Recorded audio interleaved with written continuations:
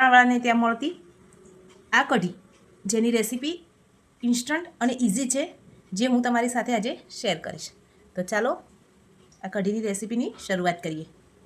એક બાઉલમાં 1 થી 1.5 ચમચી જેટલો બેસન ઉમેરીશું. એમાં 1 કપ પાણી ઉમેરીશું. હવે એમાં લમ્સ ના રહે એ રીતે સરસ મિક્સ કરીશું. હવે એમાં 2 ચપટી જેટલો લીંબુના ફૂલ ઉમેરીશું. 1 મોટી ચમચી જેટલી ખાંડ ઉમેરીશું. જો તમે ગળ્યું વધારે ખાતા હોય તો એનાથી થોડી વધારે ઉમેરી શકો. હવે બધું સરસ મિક્સ કરી દઈએ. એક પેન મૂક્યું છે, તેમાં 1 થી 2 નાની ચમચી જેટલું તેલ ઉમેરીશું. તેલ ગરમ થઈ જાય પછી આપણે એમાં રાઈ ઉમેરીશું. રાઈ તતડી ગઈ છે. હવે આપણે મીઠા લીમડાના પાન ઉમેરીશું. 2 થી 3 નંગ લીલા મરચાં ઝીણા સમારેલા છે એ ઉમેરી દઈશું. હવે તે તૈયાર કરીને રાખેલું છે એ બેટર ઉમેરી દઈશું.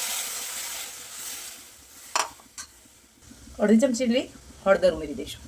સ્વાદ પ્રમાણે મીઠું ઉમેરીશું. આ બેટરને સરસ ઉકળવા દઈશું. ફ્રેન્ડ્સ, ઘરમાં જ રહેલા સામાનમાંથી એકદમ ઇન્સ્ટન્ટ બનીને ફરસાણવાળાની કઢી તૈયાર છે. આપણે જ્યારે હોટલમાં કંઈ પણ ફરસાણ ખાવા જઈએ ત્યારે આ રીતની કઢી સર્વ કરવામાં આવે છે, જેમાં છાશનો બિલકુલ ઉપયોગ કરવામાં આવતો નથી. કઢીને આપણે એક સર્વિંગ બાઉલમાં સર્વ કરી દઈએ. ફ્રેન્ડ્સ, તમને આ રેસીપી કેવી લાગી કમેન્ટ કરવાનું ભૂલતા નહીં. લાઇક, શેર અને સબસ્ક્રાઈબ કરી દેજો. Thank you.